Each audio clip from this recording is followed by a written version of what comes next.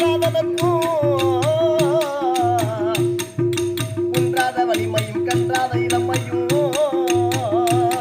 உனக்கு ஒரு கழிவு இல்லாத உடலும்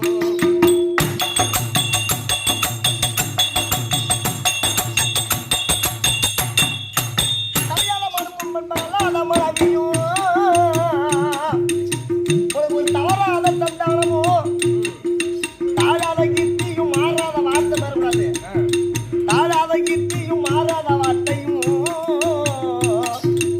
தடங்கள் இல்லா